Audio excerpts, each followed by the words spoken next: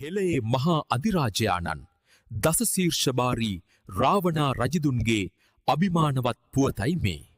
අහස ජයගත් දඩුමොනරය එදා හෙළ තාක්ෂණයේ විස්මිත නිර්මාණයක් ලෙස ලොවම මවිත කළා. ශාස්ත්‍ර දහසයක කෙළපැමිණි රාවණා රජු මහා ප්‍රත්තාවන්තයෙක් මෙන්ම දක්ෂ වෛද්‍යවරයෙක්ද වුණා.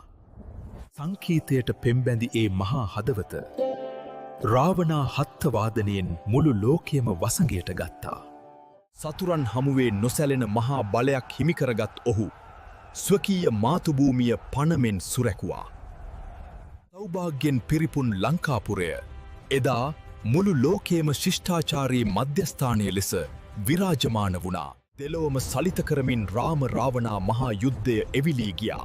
අහස පුරා විහිදුණු හීසරින් මුළු දියතම අඳුරු වුණා. මන්ත්‍ර බලයෙන් පන්ගැන් වූ මහා බලති දිව්‍ය අවි රාවණා රජුගේ විස්මිත සටන්කාමීත්වය ලොවටම පසක් කළා. නොසැලෙන වීරත්වයෙන් සිදු කළ ඒ ඓතිහාසික අරගලය යුක්තිය සහ අභිමානය අතර සටනක් බවට පත් වුණා.